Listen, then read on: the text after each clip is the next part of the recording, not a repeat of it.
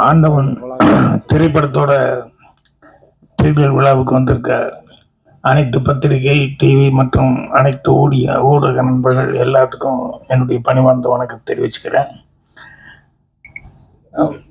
இங்கே எனக்கு இந்த ஸ்படிய மாலை கொடுத்து அப்புறம் முருங்கைக்காய் வேற கொடுத்தாங்க.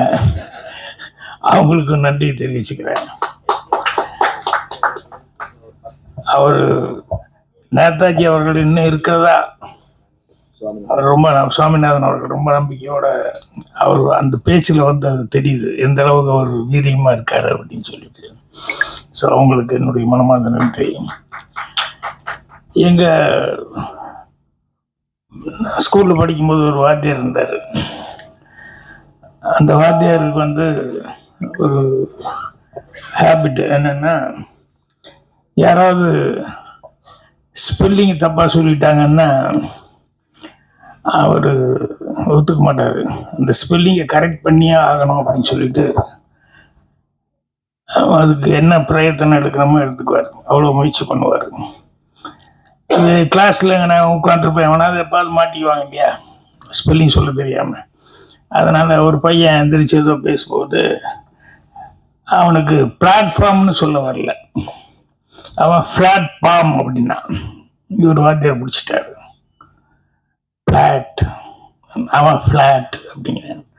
ஃப்ளாட் பா பா பிளாட்ஃபார்ம் அப்படின்னு ஃப்ளாட் பாம்ங்கிறான் அவன். இவர் பா பா பிளாட் பிளாட் இப்படியே சொல்லிக்கிட்டு இருக்காரு. அவனும் எஃப்எஃப்லயே சொல்லிட்டு இருக்கான ஒழிய அவன் ஃப்ளாட்லாம் பீல ஆரம்பிக்க மாட்டேங்கிறான். இது அடுத்த பீரியட் பெல் அடிக்கும், அந்த வாத்தியார் வந்தா உள்ள வந்துட்டு இந்த வாத்தியார் இருக்கிற பாட்டு கொஞ்சம் எக்ஸ்கியூஸ் மீ அப்படின்னு சொல்லிட்டு மறுபடியும் அந்த பிளாட் பிளாட்னு இவர் எப்படியாவது சொல்றதுக்கே ட்ரை பண்ணிட்டு இருப்பாரு.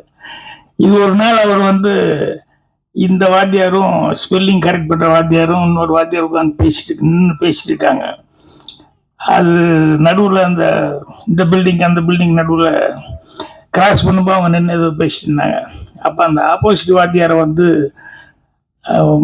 தோட்ட வேலை செய்கிற ஒரு கார்டனர் இருக்கார் இல்லையா, அது செடியெல்லாம் வெட்டி கட்டி தண்ணியெல்லாம் ஊற்றுற ஒரு கார்டனர், அவர் வந்து அந்த வாத்தியாரை கூப்பிட்றதுக்காக பக்கத்தில் வந்து, சார் உங்களை லைப்ரரி மாஸ்டர் சொன்னாருங்க அப்படின்னா, நான் வர்றேன்னு சொல்லுன்னு அவரு சொல்றாரு. இல்லை அப்படின்னு சொல்லிட்டு என்ன சொன்னேன், இந்த லைப்ரரி மாஸ்டர் லைப்ரரி இல்லை லைப்ரரி அப்படின்னு. அவன் தோட்ட வேலைக்காரன், அவனுக்கு என்ன தெரியும், அவன் லைப்னே சொல்ல வரல, அவனுக்கு ரைப்புன்னு லைப் இப்படியே சொல்லியிருந்தேன். இது எங்களுக்கு எல்லாம் எப்பவுமே காமெடியா இருக்கும். இந்த மாதிரி அவர்கிட்ட யார் சிக்குவாங்க, எவ்வளோ நேரம் பாடம் எடுப்பாரு அப்படின்னு சொல்லிட்டு. ஆனால் அவருடைய இயல்பு அப்படிங்கிறது அது. அவனை கரெக்ட் பண்ணியே ஆகணும், அவன் தப்பா சொல்றது விடக்கூடாது, அவனை கரெக்ட் பண்ணியே ஆகணும்னு சொல்லிட்டு அவ்வளவு பிரயத்தனம் பண்ணிட்டு பண்ணுவார். என்னன்னா இது அவருடைய கேரக்டர். இது யாருக்காக சொல்ல வந்தேன் அப்படின்னு சொன்னா, நம்ம கண்ணனுக்காக சொல்ல வந்தேன்.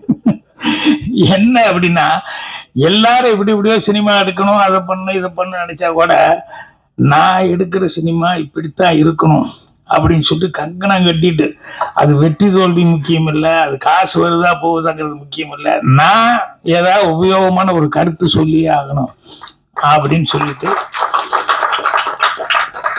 அதுல அவ்வளவு தீர்மானமா இருந்து அவரு இந்த படத்தை பண்ணியிருக்காரு. அந்த கதை சொன்ன நாள்ல இருந்து நான் அவர்கிட்ட அவருடைய கேரக்டர் அந்த ஊருக்கு போனது நடிச்சது இதை பார்த்துக்கிட்டே இருக்கிறேன். அப்போ இப்போ கூட பேசிட்டு இருக்கும்போது சொல்றாரு, நான் வந்து இந்த மாதிரி படங்கள் தான் எடுப்பேன் அப்படிங்கிறத வந்து தீர்மானமா இருந்துட்டு இருக்காரு. அது சில பேர்னுடைய கேரக்டர் என்னன்னா, அவங்களுக்கு வந்து நம்ம ஒண்ணு இப்படி செய்யணும் அப்படின்னு சொல்லி தீர்மானம் பண்ணிட்டோம்னா அது இப்படிதான் இருக்கணும். ஆனா அவங்களுக்கு வந்து அது ஒரு பிடித்தம் வந்துருச்சுன்னா அது பண்ணுவாங்க. அந்த கண்ணன் அவர்களை வந்து என்னடா அவருக்கு பிடிச்சிருக்கு அப்படின்னு சொன்னோம்னா, அவர் அந்த மக்கள் மேல இருக்கிற ஒரு இதுதான். அந்த கதை ஏன் பிடிச்சது அவருக்கு, மகேஷ் அவர்கள் வந்து இந்த கதை வந்து இப்படி ஒரு இருக்குது அப்படிங்கிறது யூடியூப்ல சொன்ன உடனே, ஆஹா ஜனங்க கிட்ட இவ்வளவு கஷ்டம் இருக்கா, ஜனங்க இப்படியே தான் இருக்காங்களா, இதை எழுதி போட்டு இது மூலமா வந்து கவர்மெண்ட் வந்து திசை திருப்பி பார்க்க வைக்கிற அளவுக்கு சோசியல் சர்வீஸ் பண்ற அளவுக்கு இது மேட்டர் இருக்கா அப்படின்னு சொல்லும்போது அவசியம் இதை நான் எடுத்தே ஆகணும். ஏன்னா இது போறதுனால எத்தனை கிராமங்களுக்கு எத்தனை ஊர்களுக்கு இது ஒரு விமோசனமா இருக்குமோ, நம்மளால முடிஞ்ச வரைக்கும் ஒரு தீக்குச்சியை நம்ம உரைச்சி வைப்போம், அந்த வெளிச்சம் வந்து எத்தனை பேருக்கு எத்தனை விளக்கேற்ற முடியுமோ ஏற்றுட்டோம் அப்படிங்கிற மாதிரி. அது ஒரு ரொம்ப பிடித்தமான ஒரு கேரக்டர். நான் காமெடியாக ஆரம்பிச்சிருந்தேன் அந்த வாத்தியாரை பற்றி, ஆனால் இது காமெடி இல்லை, ரியல் லைஃப்பில் சீரியஸான ஒரு கேரக்டரைசேஷன். அடுத்தவங்களுக்கு உதவியாக கடைசி வரைக்கும் இருக்கணும்னு. அதே மாதிரி இன்னொரு மேட்ரு, ஹீரோன்னா நம்ம எல்லாமே ஹீரோன்னு இமேஜின் பண்ணிட்டு இருப்போம். ஏன்னா நம்ம சினிமா பார்க்கறதுனால ஹீரோன்னு இவங்க தான் அவங்க தான் அப்படின்னு சொல்லி ஹிஸ்டாரிக்கல் ஹீரோன்னு அப்படி தான் அப்படின்ட்டு. எனக்கு தெரிஞ்சு ரொம்ப பிடிச்ச ஒரு ஹீரோ ஒரு ஆள். அவருக்கு என்னன்னா, அவர் குருநாதர், டேய் மோட்சத்துக்கு போகிறதுக்கு உனக்கு நான் வந்து ஒரு வழி சொல்கிறேன், என்னன்னா அது ஒரு மந்திரம் சொல்கிறேன், இந்த மந்திரத்தை நீ கற்றுக்கிட்டு இதை நீ சொன்னீன்னா உடனே உனக்கு மோட்சம் கிடைக்கும். ஆனால் ஒன்று, இந்த மந்திரத்தை வந்து தயவு செய்து நீ வேற யாருக்காவது போய் சொல்லிடக்கூடாது, சொல்லிட்டா அவன் தலை வெடிச்சு எடுத்துருவ நீ, அதனால உனக்கு மட்டும் மோட்சத்துக்கு போகிறதுக்கு இந்த மந்திரம் அப்படின்னு சொல்லிட்டு ஓம் நமோ நாராயணா அப்படின்னு சொல்லி கொடுத்தாரு.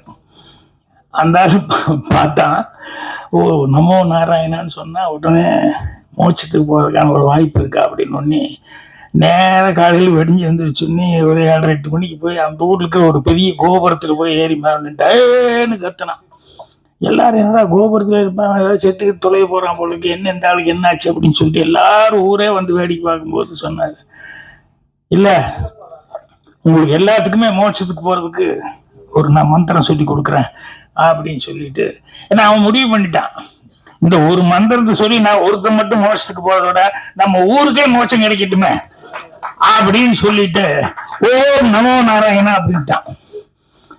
ஸோ அவன் கேரக்டரைசேஷன் பாருங்க, உனக்கு மோட்சம் கிடைக்கும் அப்படின்னா எனக்கு ஒருத்தனை விட நான் சொல்றதுனால ஊருக்கே கிடைக்கும்னு சொல்லும் போது ஊரே மோட்சம் அடையட்டுமே நம்ம ஊருக்காரங்க எல்லாருமே அப்படிங்கிற எவ்வளோ பெரிய பரந்தவன். அந்த தான் ஹீரோ, அவர் தான் ராமானுஜர். அது என்னன்னா மகேஷுக்கு அதை சொல்லலாம்.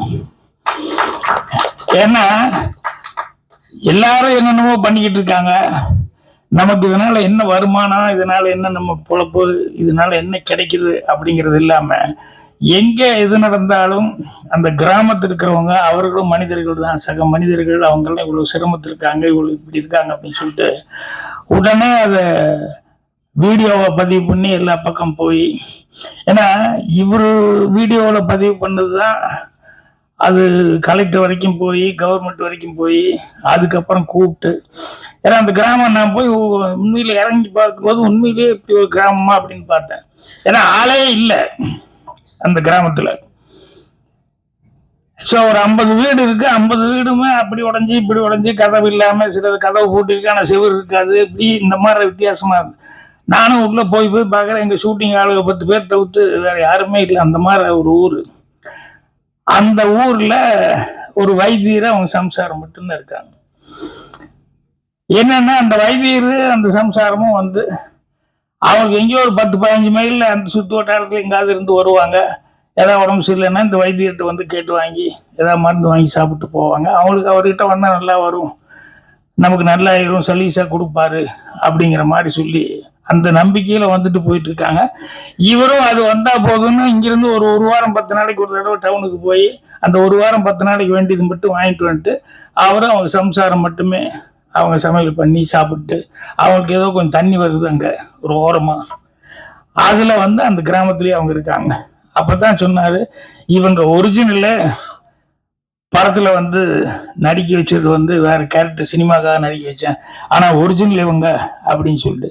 என்னென்னா இந்த மாதிரி ஒரு ஒரிஜினலாக இருந்து இதை வந்து எழுதி போட்டு அதுக்கப்புறமா வந்து அந்த கலெக்டர் அவங்க வரைக்கும் தகவல் போய் அவர் வந்து அவங்களுக்கு வீடு கட்டி கொடுத்து கவர்மெண்ட்ல அந்த ஸ்கீம்ல அப்படி இருக்கக்கூடாது அப்படின்னு சொல்லி. ஸோ இந்த நான் படத்தில் நான் பேசின டைலாக் எல்லாம் வந்து ஒரிஜினலான டைலாக், ஒரிஜினலாகவே அப்படிலாம் ஒரு திட்டம் இருந்து அந்த திட்டத்து மூலமாக அந்த வீடு கட்டி கொடுத்து, நானும் அந்த வீடு ஓப்பனிங்கு போகிற மாதிரி தான் அந்த சீன் எல்லாம் பண்ணியிருந்தாங்க.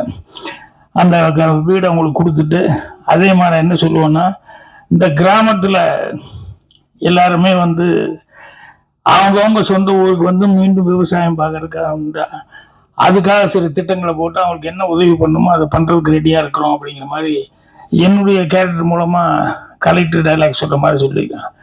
என்னென்ன யாருமே வந்து சொந்த ஊர் விட்டுட்டு போகணும் அப்படிங்கிற மாதிரி யாரும் அப்படியெல்லாம் ஒன்றும் நினைக்கிறது இல்லை. ஆனால் மனிதனுடைய சூழ்நிலைகள் அவனுக்கு எதிர்காலம் என்ன அப்படிங்கிறதுனால இப்போ கேந்திர முனுசாமி அவர் பேசும்போது எந்த ஊருக்கு போனாலும் ஒரு ராமநாதபுரத்துக்கார அவர் திருப்பான் அப்படின்னு சொல்றதுன்னா, அங்க மழை இல்லை, தண்ணி இல்லை, எல்லாமே விவசாயம் முதற்கொண்டு எல்லாமே பிரச்சனைங்கும் போது அப்ப பிழைப்புக்கு வழி தேடி அவங்க புறப்பட்டது அப்படின்னு வந்துடுது. அதே மாதிரி சில நேரங்களில் வந்து என்னன்னா, நம்ம பொழப்பு எப்படியோ போயிடுச்சு, அட்லீஸ்ட் நம்ம குழந்தைகளாவது நல்லா இருக்கணும்னு அவங்களுக்கு 4 எழுத்து படிக்க வச்சு அவங்கள எப்படியாவது அனுப்பிச்சு அவங்க நல்லா இருக்கணும்னு அனுப்புற மாதிரி இப்படி பண்ணதுனாலதான் அந்த கிராமங்கள்ல வந்து நிறைய இடங்கள்ல அந்த மாதிரி நிறைய ஊர் இருக்குன்னு சொல்லி அந்த மகேஷ் அவர்கள் வந்து போய் போய் ஒவ்வொரு இடத்துலையும் வந்து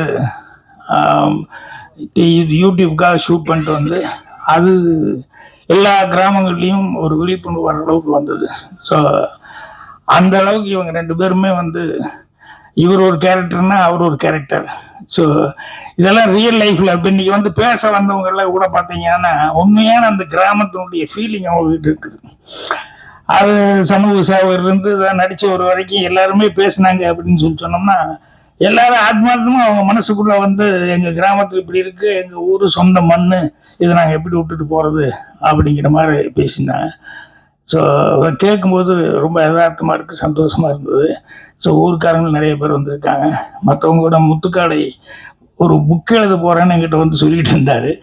அவர் தமிழ் மேலே இவ்வளோ பற்றுதலாக இருப்பார் அப்படிங்கிறதும், தமிழை வந்து இவ்வளோ தூரம் கற்றுக்கிட்டு இருக்காரு அப்படிங்கிறது எனக்கு உண்மையிலேயே ஆச்சரியமாக இருக்குது. கண்ணதாசன் சாரை பற்றி பேசி, அவருக்கு ஆரிஜின் யாருன்னு பேசி, அதுக்கப்புறம் அவர் எழுத போகிற புஸ்தகத்தை பற்றி எல்லாம் வந்து என்கிட்ட சொல்லி, அந்த புஸ்தகம் என்ன மாதிரி புஸ்தகம் அப்படிங்கிற மாதிரி சொல்லி எனக்கு அணிதர கொடுங்க அப்படின்னு சொல்லிட்டு பேசுறதுக்கு முன்னாடியே கேட்டாரு.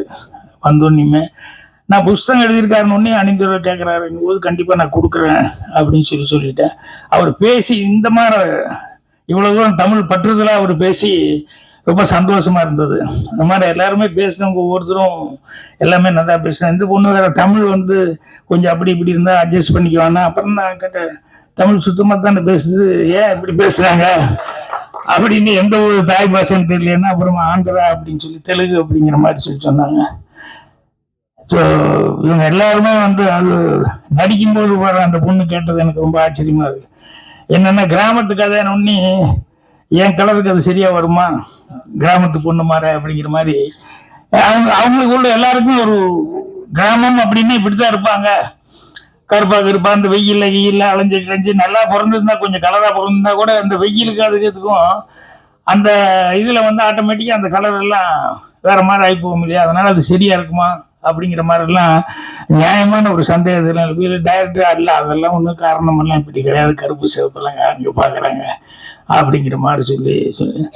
ஸோ நான் வந்து இன்னைக்கு என்ன இவர் எடுத்த படத்துக்கு எந்த அளவுக்கு பத்திரிகை நண்பர்கள், அது மற்ற நண்பர்கள் எவ்வளோ பேர் என்னுடைய சப்போர்ட் இருக்க போகுது அப்படிங்கிறது எனக்கு ஒரு டவுட்லேயே இருந்தேன் நான். அதுக்கப்புறம் சரி அப்படின்னா அப்புறம் உள்ளே வரும்போது தான் எனக்கு அந்த அட்மாஸ்பியர் பார்க்கும்போது, இல்லை அவர் சம்பாதிச்ச சொத்து நண்பர்கள் அப்படின்னு சொல்லிட்டு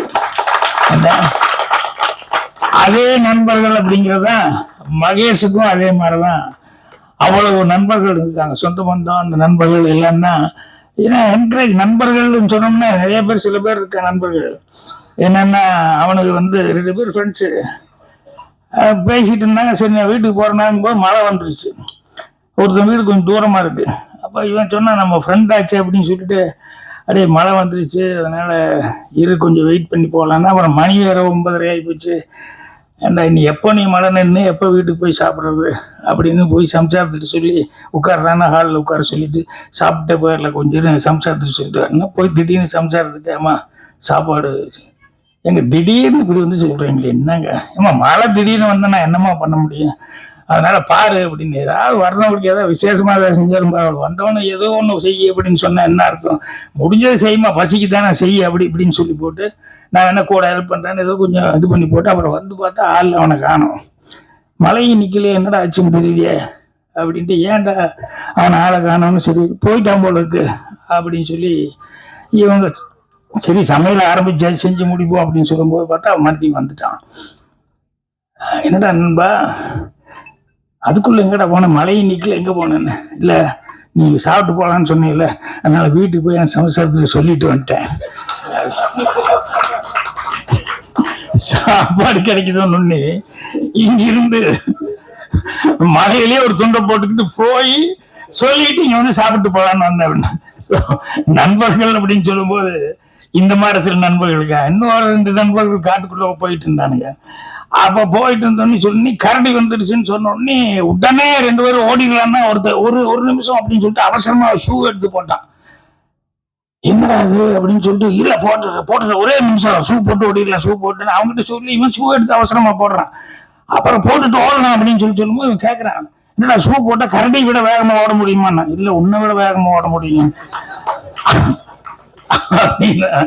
அந்த மாதிரி நண்பர்கள் அப்படிங்கும் போது கடைசி வரைக்கும் நண்பர்கள் அந்த மாதிரி இருக்கிறது உயிர் கொடுப்பான் தோழன்னு சொல்லுவாங்க. அந்த மாதிரி இருக்கிறதுக்கு ஆட்கள் கிடைக்கிறதே ரொம்ப ரேர். ஆனா மகேஷுக்கு அந்த மாதிரி ஆட்கள் நல்ல நண்பர்கள் ஏன்னா அவரே இதனால என்ன பலன் அப்படின்னு சொல்லி அவர் வேலை பார்த்துக்கிட்டு இருக்காரு. அதை எதையும் எதிர்பார்க்காம அப்படி இருந்தும் நண்பர்கள் அவருக்கு அந்த அளவு உதவி பண்ணி அவர் இன்னைக்கு இந்த அளவு அவர் நடிக்கிற ஒரு சூழலை கொண்டு வந்திருக்காங்க. யூடியூப்ல கதாநாயகங்கிற லெவல்ல அவருக்கு பேர் எடுத்து கொடுத்துருக்காங்க அப்படின்னு சொல்லும்போது அந்த நண்பர்களுக்கு ஹேட்ஸ் ஆப்னு சொன்னோம். ஸோ கண்ணனும் அவருடைய மகேஷும் அவருடைய நண்பர்கள் அவங்க கூட்டாளிகள் எல்லாருமே சேர்ந்து சார்லஸ் எனக்கு எடுத்துனே பயந்துட்டேன். மியூசிக்கு அப்படின்னு சொல்லி கிரேன் ஷாட் வந்தது. நான் நினைச்ச கதையை வேற என்னமோ நினைச்சேன். டவான் என்னடா இப்படி ஒரு மியூசிக் வருது அப்படின்னு சொல்லி பார்த்தா அப்புறம் பார்த்தா அந்த கதைக்கு உண்டான ஏதோ இன்னொரு கதை உள்ள வச்சுட்டு இருக்காரு போல இருக்கு. நான் நினைச்சேன் இந்த கலெக்டர்கிட்ட அந்த வைத்தியர் அவங்க ஒய்ஃபு அவங்க தான் கஷ்டப்படுறவங்க, இதுதான் கதைன்னா அந்த மகேஷை வச்சு ஒரு கதை ஒரு லவ் ஸ்டோரி வச்சிருக்காரு அப்படிங்கிறது. அதுக்கப்புறம் தான் பாட்டு டூயிட் எல்லாம் வரும்போது தான் சரி கதைக்குள்ள ஒரு ஜனங்களுக்கு பிடிச்ச மாதிரி ஒரு ஹீரோ ஹீரோயின் அதுக்கு தகுந்த மாதிரி ஏதாவது வேணும் அப்படிங்கிறதெல்லாம் பண்ணியிருக்காரு அப்படின்னு சொல்லும்போது தான் சரி மியூசிக் டைரக்டர்லாம் உண்மையிலேயே கரெக்டாக வேலை கொடுத்துருக்காரு அப்படின்னு சொல்லிட்டு அவரும் கரெக்டாக இது பண்ணியிருக்காரு. கேமராமேன் எல்லாமே அவங்கவுங்க செய்ய வேண்டிய வேலையை கரெக்டாக செஞ்சுருக்காங்க. ஸோ எல்லாருக்குமே பத்திரிகை நண்பர்கள் நம்ம தான், ஊடக நண்பர்கள் நம்ம தான் அவங்களுக்கு என்ன இந்த மாதிரி ஒரு டைப்பாக ஒரு கதையை எடுத்து அந்த கிராமத்துல இவ்வளவு தூரம் பின்தங்கி போய் கிராமத்தை இன்னைக்கு என்ன கோபிச்செட்டிப்பாளையத்துக்கு இப்போ போனா நான் போனா கூட ஒரு 10 கிலோமீட்டர் 5 கிலோமீட்டருக்குள்ளேயே எனக்கு அந்த பேடி ஃபீல்டுன்னு சொல்லுவேன், பச்சை பசையில் எங்க பார்த்தாலும் கேமரா வைக்கலாங்கிற அளவுக்கு இருக்கு. இப்ப 20 கிலோமீட்டர் 25 கிலோமீட்டர் கோபியில சிட்டிக்குள்ள இருந்து சைட்ல போனா தான் பச்சை பசைன்னு ஏதாவது காமிக்க முடியும். என்னன்னா எல்லாம் சைட்டு போட்டு அவங்கவுங்க விற்க ஆரம்பிச்சிட்டாங்க. அதில் நல்ல வருமானம் வருது, எதுக்கு இது விவசாயம் பண்ணிக்கிட்டு அப்படிங்கிற அளவுக்கு அவங்களும் சேஞ்ச் ஆகி போயிட்டு இருக்காங்க. ஸோ அந்த மாதிரி கிராமங்கள் நிறைய அப்படி இது பண்ணி போயிட்டு இருக்கு. ஸோ இந்த மாதிரி படங்கள் வரும்போது அதை கரெக்ட் பண்ணிக்கிறதுக்கு ஏன்னா தண்ணி இல்லாம பஞ்சமா இருந்து அந்த மாதிரி இருந்து ஊர் காலி பண்ணிட்டு போறதுங்கிறது ஓகே. அது என்னன்னா இயற்கை சதி நமக்கு நம்மளை எரியாம நம்ம மீறி நடக்கக்கூடியது ராமநாட்டில் நடக்குது அப்படிங்கிற மாதிரி எல்லாம் இருக்கு. பட் இதெல்லாம் பிளாட் போட்டு இருக்கிற பூமி விவசாய பூமி பிளாட் போட்டு கொடுத்துட்டு போனா அதை விட நல்ல காசு கிடைக்குதுங்கிற அளவுக்கு போனா அது கவர்மெண்ட் அப்படி இல்லை. விவசாயமே நீ விவசாயம் பண்ணா உனக்கு அந்த அளவுக்கு வருமானம் வருங்கிற அளவுக்கு ஒரு திட்டங்களை கொண்டு வந்தா தான் அவன் கரெக்டா அந்த விவசாயத்தில் இருப்பான். இல்லைன்னா நான் என்ன நஷ்டத்துக்கு நான் எப்படிங்க பாடுபட முடியும் அப்படிதான் அவன் கேட்பான். அப்ப சொல்லுவாங்கல்ல, அவன் கஷ்டப்படுறத காலில இருந்து சாயங்காலம் வரைக்கும் உட்கார்ந்து மண்ணில் கஷ்டப்பட்டு வெயில கஷ்டப்பட்டு இத்தனையும் பண்ணி அது போயிட்டு போனான். அவன் ப்ராடக்ட்டுக்கு அவன் ரேட்டு பட்டு பிக்ஸ் பண்ண முடியலையே, அவன் சொல்ற ரேட்டுக்கு தான் கொடுக்க வேண்டிய சொல்லி இவன் ஒரு ரேட்டு ஆச்சுங்க அப்படின்னு தான் விற்கவே முடியலையே. ஸோ அதனால அந்த அடிப்படையே மாற்றப்படணும். இந்த மாதிரி படங்கள் வரும்போது அந்த அடிப்படை திட்டங்கள் அதெல்லாம் அரசாங்கம் உள்ள புகுந்து அவங்களும் கவனிச்சுட்டு ஹெல்ப் பண்ணுவாங்கன்னு நினைக்கிறேன். அதுக்கு பத்திரிகை நண்பர்கள் எல்லாருமே உங்களுடைய ஊக்கங்களை கொடுக்கணும். அந்த படம் நல்லா ஓடுறதுக்கு என்ன உண்டோ அதுக்கு உண்டான விமர்சனங்களை நீங்கள் எழுதணும்னு சொல்லி கேட்டுக்கிறேன். இந்த டீம் எல்லாத்துக்குமே என்னுடைய மனமார்ந்த நல்வாழ்த்துக்களை தெரிவிச்சுக்கிறேன். ரொம்ப இப்படி ஒரு டீம்ல வேலை பார்த்தது எனக்கு ஒரு ஆத்ம திருப்தியா இருக்குது. சந்தோஷம். நன்றி.